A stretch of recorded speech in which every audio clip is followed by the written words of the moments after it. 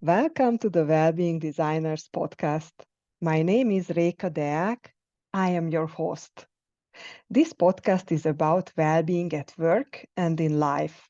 We discover how we can design the future of well-being together so we can create human-centric organizations and a sustainable work life. In the first season of the podcast, I talked with the first generation of well-being leaders in big organizations. Usually, they were the very first ones in their organization ever to have the title of Head of Wellbeing or similar. In the second season, starting with episode 9, you will meet similar people again, and I invited some other interesting profiles as well. All these people work on well-being on a systemic level. Their mission is related to make the world a better place through focusing on well-being. In the past years, especially since COVID, employee well-being got on the top of the agenda, not only for companies worldwide, but even some countries and other official institutions started to call for action. In the Wellbeing Designers podcast conversations, I would like to highlight the work of those sometimes invisible people, leaders, who are either in charge of well-being in organizations and trying to navigate amongst the growing amount of well-being offerings while connecting efforts to business impact and, most importantly, create real value for employees. Or they are those leaders who are doing their best to create international forums to exchange, raise awareness, and take action on well-being and people sustainability. They might be the ones whose responsibility is to take care of hundreds, thousands, or 10,000s of people's well-being. They might be the ones who keep decision makers and CEOs engaged about the topic of well-being. They might be the ones who are proving that employee well-being is a strategic enabler of sustainable performance and business success. They might be the connectors between well-being leaders across companies and countries. I call these people well-being designers. Enjoy listening to them and learning from them. Together, we can design a human-centric work life and the future of well-being.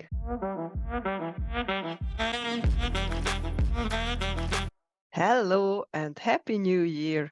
Welcome to 2024, the year of well-being designers. We recorded this episode back in December last year, just before Christmas. My conversation partner is Dr. Stephen MacGregor, who I met exactly a year ago, just before I started this podcast. I was doing a market research back then, and that's when I discovered his amazing work in the well-being space. Dr. Stephen MacGregor is an international speaker, best-selling author, well-being pioneer, and leadership development expert. He has over 20 years of experience in well-being and positive leadership, is an advisor for McKinsey and Company, and has worked with dozens of the world's leading organizations. He delivers inspiring keynotes and workshops around the globe, sharing his vision of life, work with health, well-being, and sustainable performance at the core. He draws on a PhD in design thinking, an honorary professorship at the Glasgow School of Art, and several hundred sessions teaching at the world's best business schools. He is the author of a trilogy of books in the well-being space: Sustainable Executive Performance, Chief Wellbeing Officer, and The Daily Reset. Is a former international duathlete and national champion and hosts the Chief Wellbeing Officer podcast. Hi, Stephen. Hey, how are you doing? Very well, thank you. Welcome to the Wellbeing Designers podcast today. Great to join you. Just that the listeners know, you are sitting right now in Barcelona, in Spain, and I am in the good old Switzerland as always. It is really our anniversary, Stephen. So I reached out to you a year ago because I remember that it was That's right. Christmas time. I even showed you our Catalan Christmas tradition that we have at home, the Yeah, the Tio. TO. And that's when I had the idea to start this podcast. And, when I did my research, I discovered your podcast, the Chief Wellbeing Officer podcast, which you started in 2017. And I was amazed that, oh my God, you were already out there with this topic back then. Of course, I also started my journey a bit earlier than last year, but I felt that, oh, I wish I would have known, you and your podcast before. So if you could share a bit about your journey, because I gave, your short bio, but you have a very interesting journey with your engineering background. And how did you end up to be the Chief Wellbeing Officer and what you do today? Yeah, it's funny because, that's over 6 years ago. It was November 2017 when we launched that podcast. And I had been thinking about it for years. And I always remember seeing this cartoon. It was in the New Yorker. It said, everyone is podcasting and no one is pod listening. And I thought, and it was for ages that I didn't launch it. But we need, and even in your great podcast and other podcasts that have been launched in the last year or two, we always need that conversation. We always need these new shows and this fresh perspective. So it's interesting, just that whole approach, right? It's just often don't overthink it, just jump in. So the journey, right? So 2017, I mean, we launched that Chief Wellbeing Officer podcast was just before the book, the Chief Wellbeing Officer book. So that was the second in my trilogy. And so we wanted to kind of trail the book, which was out in summer 2018. And then since then, it's became the kind of main brand for what I do in terms of just visibility and social media and programs that we offer and things like that. But yeah, it does also go back a few years before then. There's a couple of pivotal moments. 2001 was maybe the chrysalis, the kind of the spark. As you say, I'm an engineer, and during my PhD, which is in design thinking, I did a visiting researcher post at Stanford, and it was Stanford Design Center. And it was there that I started to kind of formulate some of the questions that I'm still trying to answer today, right? These are important questions, but they're not easy to answer. It was also reflecting on my own well-being at that time as a researcher, being curious, developing personally and professionally in Palo Alto. And a lot of my friends graduated. They had more money than me, but I was still a poor student. But they were kind of miserable within the workplace. And I started to think about, well, how can we improve, first of all, the experience of work? How can we use health and well-being to drive performance? I was thinking a lot about performance at the time, which subsequently became the kind of main kind of driving context at the beginning of my exploration of well-being. And I'm just looking at that better balance, right? And design thinking is a way of understanding deep lying human needs. That's what I felt that design thinking brought to the table. And that was the first pivotal moment. And then the next when I moved to Spain, right? So I'm originally from Scotland, near Glasgow. As everyone can hear, I've lost my Scottish accent after 20 years in Spain.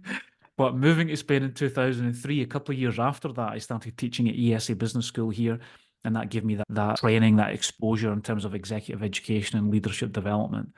And I felt that that was really lacking, Reka, that need for well-being in the kind of top levels of business. And so I designed a program. It wasn't called Wellbeing because at that time I didn't think there was real acceptance of the word. So I designed a course called Sustaining Executive Performance, which was using a lot of the tools of well-being. And the rest is history. Let's say I started to just get that exposure to kind of top levels of business and learned a lot from then and how to try and implement it, mostly on an individual level, but then later in terms of the context of organizations. I call my work Wellbeing Designers. It's also inspired by design thinking and how you come from the individual needs then to a higher level, to the team, to the organization. So that's so cool that many ideas can be born in the same people at the different times. So you mentioned the sustainable executive performance. Then that was also the title of your first book, right? If I am correct. Yeah. The context there, I was doing research in corporate social responsibility. So I started to really think about sustainability at different levels and Mhm. link it organization and also an individual. So that was an interesting time. Which year was it again? So that was, maybe 2014. That was Pearson, New Mhm. York, published that. It was December 2014. I will remember it because my son was born the same month. And Ah, that was a very special time. Yeah. I can imagine that. And right now, we have all these terms coined by different companies and consulting companies like human sustainability, people sustainability. So it's good to see the evolution that it comes from that side. Interesting to see that your work also started with leaders, because this is what in many organizations happened, that they started, in leadership development programs to offer it for leaders, but then they realize, okay, but then why not to everyone? And that's the beauty. I am pretty excited about it, that now we can offer in a way personal development through every employee through the well-being movement. Totally. The reasons for that and why I still, in essence, focus on leadership development, it was that exposure at ESA Business School. And, they subsequently became number one worldwide on the Financial Times Executive Education ranking. And then from ESA, I then started teaching in Switzerland, right, at Lausanne and IMD and Singapore, and then CIBS in Shanghai and China as well. So it gave me that exposure. And I was also very fortunate to start working with Telefonica and Telefonica's corporate university. And so I was teaching maybe several thousand employees every year, FaceTime, and their corporate university was amazing. It was a modeled on kind of Harvard classroom, but it was a hotel that could sleep 200 people and huge company, right? And people from all over the world would go to this university just north of Barcelona. And there was some amazing times there, right? We would run programs from a Monday evening until a Friday lunchtime, and it was a real deep dive and real personal transformation. So that was a great experience. And that was, I guess, the reason for that leadership development. But as you say, everyone within an organization, and thankfully we have more mechanisms now, there's more of an acceptance of the conversation and the need for well-being. But absolutely, the role modeling of leaders is absolutely critical for something to work within an organization.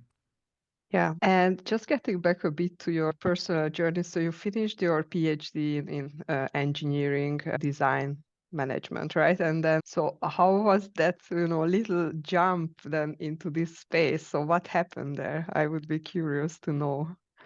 So my postdoc was in innovation consultancy, and design for me was about the power of solving complex problems. So of course, design was used, and even when I first started studying, it was product design, right? How can we design better products? And then that was extended into designing better services. And then more generally into solving complex problems. The whole growth of design thinking over the years has been about that kind of really accessible approach. Design thinking also is a bit of a magpie, let's say, for stealing tools and methods from many other fields, but making them work, right? It's about making things work. It's about having practical solutions. And so that for me was the kind of essence of what then I subsequently took into my work in well-being, teaching, and research and facilitation, was about looking at those complex problems of people within the workplace and also looking at the experience, as I mentioned several minutes ago, right? The experience of work. I mean, a lot of design thinking, even the journey mapping aspect of design thinking, in terms of how you look at the experience, positive or negative, of a user, of a product or a service. And we have applied that within the workplace to look at what is the experience during, for example, onboarding, right, for an organization or at different parts of an employee's evolution within the organization. How can you make that better? And in many ways, you can make that better through well-being. But essentially, after that postdoc and finding my way in Spain and learning the language as well, and all these expat challenges that we have. It was the business school, as I mentioned previously, and I was doing research there in corporate social responsibility and innovation. And then I saw a lot of these executive education programs, senior people, and they just looked miserable, right? They had great jobs, but they looked visibly stressed, visibly out of shape. And I felt there must be something there that we can use to improve their experience of learning. They were sitting down for hours every day within the classroom, which reflected this kind of sedentary life that they would have and that we all still have within the workplace. And so it was the experience of the teaching itself as well as the theme that I brought in that course. And it just went from there. I think it was something very different for the people at that time. And I used a lot of my experience within athletics, competition, a lot of the knowledge that I had within health, and I used that kind of approach of design thinking to then make that jump into well-being. Yeah. And you mentioned the sedentary life, and it was a problem back then, and it is still. But still, there are things that evolved since then. The whole, well-being approach in organizations. So, how would you describe that, and how did your work then evolved over these 20 plus years? We started the sustained executive performance model at 5 elements. So movement was one of those things, combating that sedentary lifestyle. And even that, in a nutshell, is a good example of the approach that I've taken over the years to well-being. It wasn't about, okay, you finish work, then you kind of do physical exercise, right, to combat the effects of a sedentary day in the office. No, it was about how can you bring more movement into your normal working day, right? So a lot of things that we know that we can do, like a stand-up meeting, yeah, walk and talk, change the design of a desk, and all these things, they bring more movement into our lives as we need as human beings. It's one of those basic human needs, but also improves the quality of work that we do, improves the quality of relationships, it improves our energy. So all these things, it was the business case of these changes, right? And that was reflected across a lot of the work that I did. And also for me, it distinguishes well-being and wellness, because wellness is about going to the gym after you finish work. Well-being is about the things that you can do within the normal workday that improve a lot of these, not only health and well-being, but also improve your performance. And I then other read this, elements, sorry, in sorry. your newsletter recently when you Yeah, defined the well-being versus wellness. And yeah, I really like that well-being is basically a mindset, like a lifestyle. I love your totally. newsletters. Oh, thanks so much. So movement is one, Rika, and then also the other ones that we looked at was recovery. So things like the importance of sleep, focus was the dangers of multitasking and smartphone addiction, and fuel and training. So it was physical in terms of physical health and fitness, but it was also looking very much at the kind of mental aspect, and especially things like the power of focus, which we felt were very important. The work that I did then subsequently with Telefonica, and my good friend and also Chief Learning Officer at Telefonica, Rory Simpson, so he's a co-author on the Chief Wellbeing Officer book, he did a lot of work on purpose. And so that just really broadened out my understanding of well-being. So I felt that I was ready not only to use well-being because the context of organizations was ready for it, but I felt that my own understanding of well-being was a lot more holistic. So bringing in things like culture, purpose, meaning, all these different things, which subsequently became into the second part of the book. And I felt it gave me a more rounded kind of approach to working with clients. Yeah, so you mentioned then movement, recovery, focus, purpose, and what was the fifth one? Well, it's fuel and train in that Fuel and first train. model, right? In the SEP Yeah. model. Your work also evolved a bit through the years from these 5 elements, bringing the culture and the purpose element into well-being as it did in the organizations as well. Totally. A lot of the work that we've done over the years, it's about, because it's leadership development also, and a lot of the conversations that we have with clients, sometimes they are still slightly squeamish using the word well-being. They're not quite ready for it.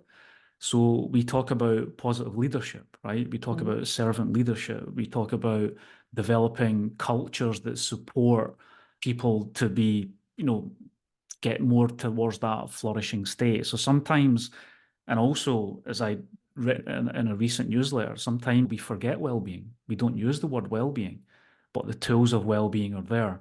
And the result is that people who have this kind of exposure, their well-being improves. But maybe we call it something else, That's an interesting point to think about sometimes.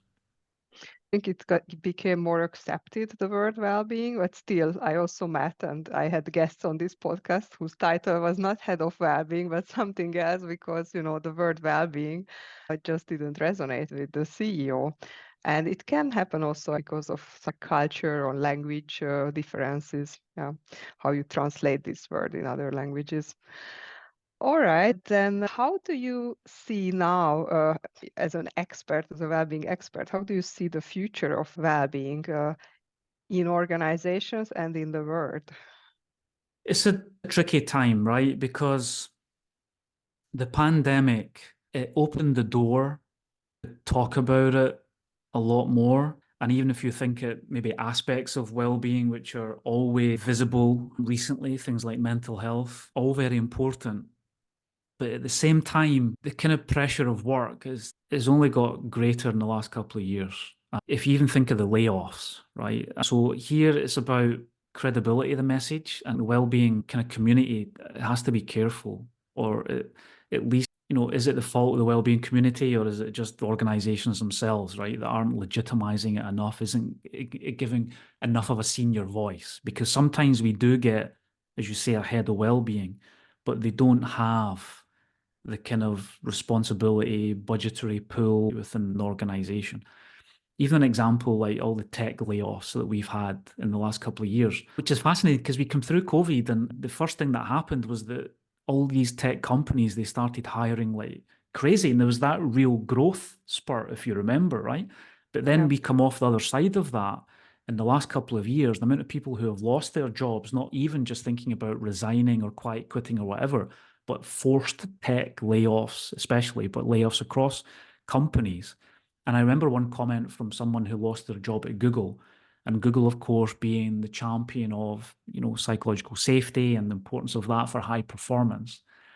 And then the way that they are fired is that they just get some crappy automated email. And, and there was one comment that I read that says, where's the psychological safety now, right? You can talk all day about the importance of culture, but then you get treated like that, and then people lose a lot of faith and a lot of trust into well-being and what that means. So what I'm seeing just now, there's a real kind of focus on execution because people have came out of the pandemic.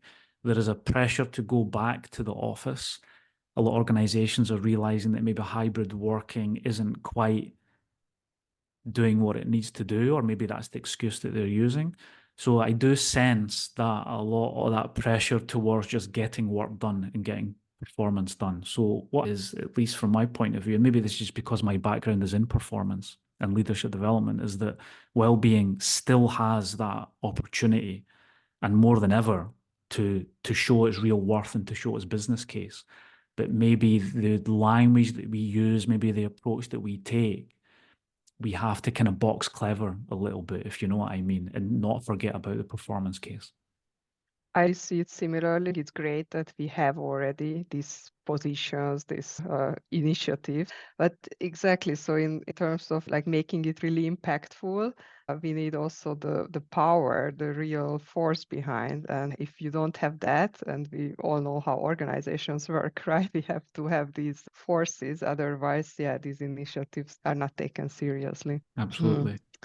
What would be your advice for future well-being leaders who get into these roles and get this responsibility? That's a great question. It's having that kind of that breadth of, I don't know if it's breadth of expertise or just that awareness across the organization. It's not to have the temptation of being siloed, which can happen quite easily. And it depends on their background, right? I mean, whatever you want to call it, if it's head of well-being, or even if it's maybe, I don't know, chief people officer or head of people sustainability, or whatever it is, maybe they have a background which is going to support that role. And that could be, and often is, in HR.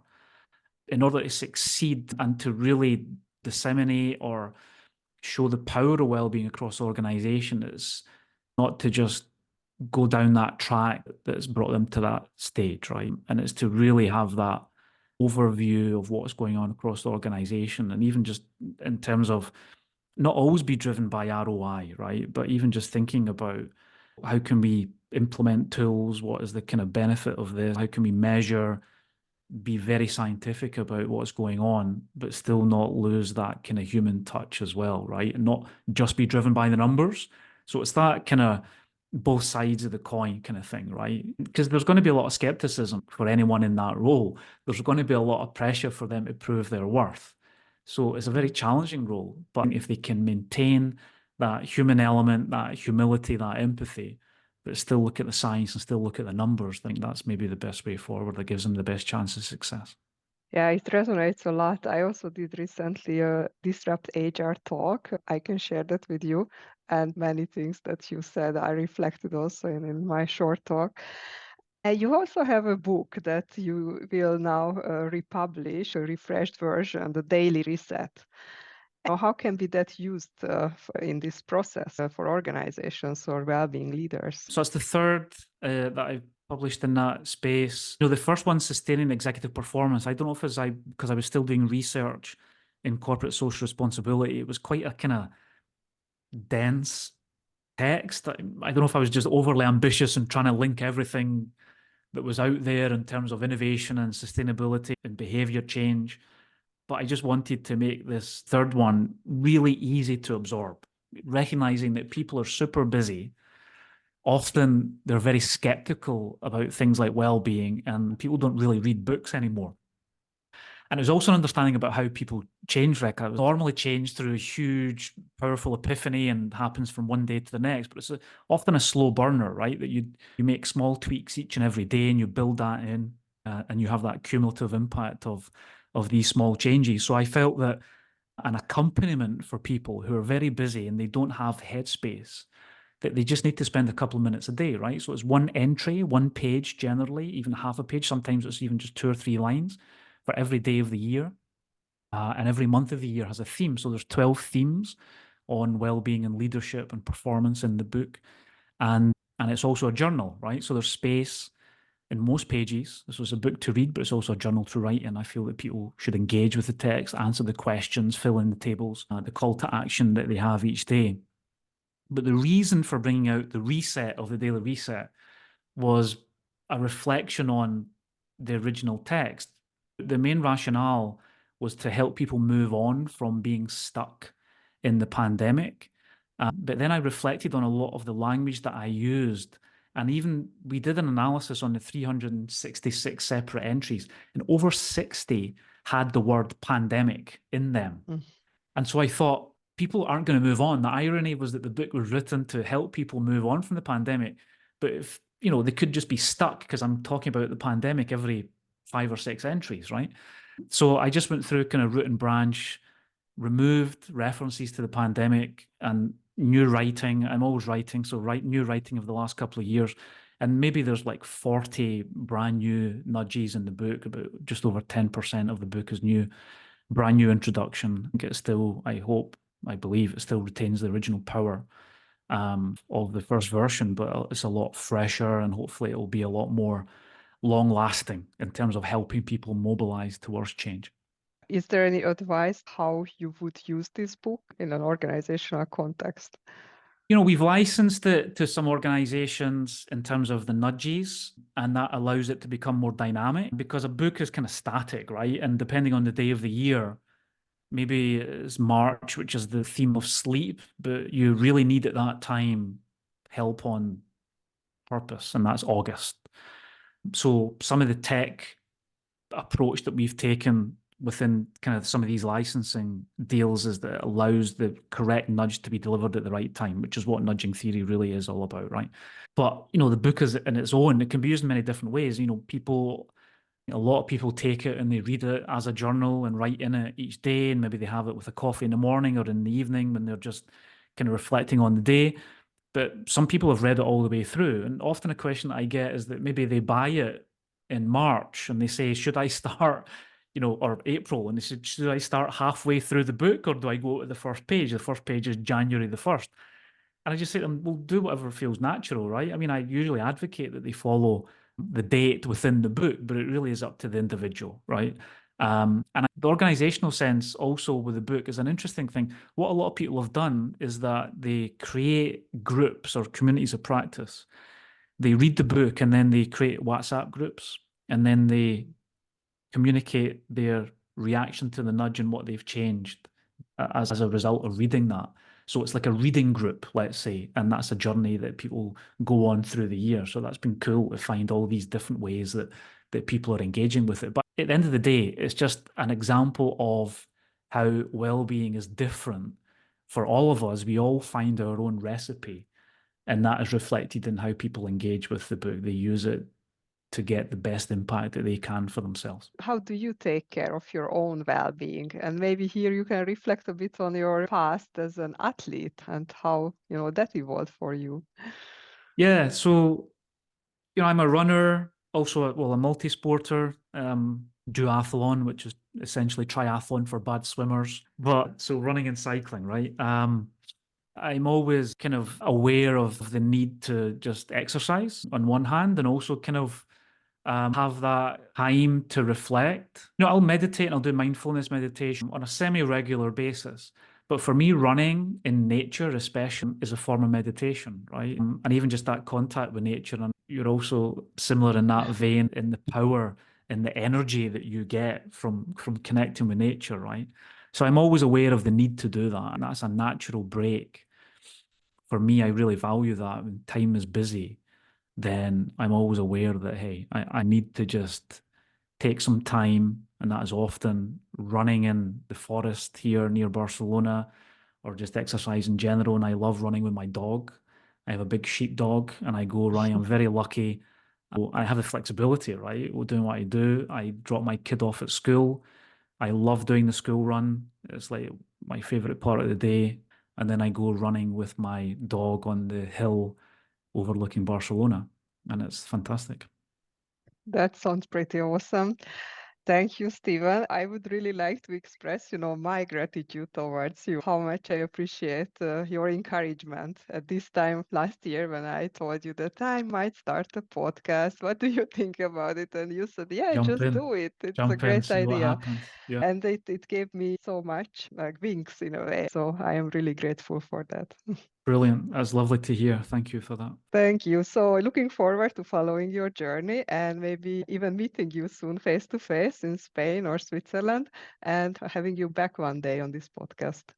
That would be great. Love talking to you today. I would like to thank you all for your enthusiasm listening to this podcast over the last year, 2023. I am very grateful for all my listeners.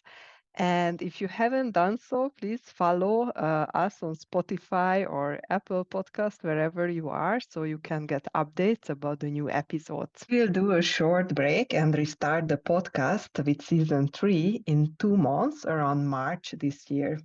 We have already lined up some super inspiring guests for you. In the meantime, I am doing some international work, keynotes and workshops, and traveling quite a bit. But I will keep you posted, and I might even do an update episode. So stay tuned as always. Follow me, Reka Deak, Rekadeak on LinkedIn, or our page, Wellbeing Designers. You can also visit our website, www.wellbeing.design, or my updated personal website, www.rekadeak.com.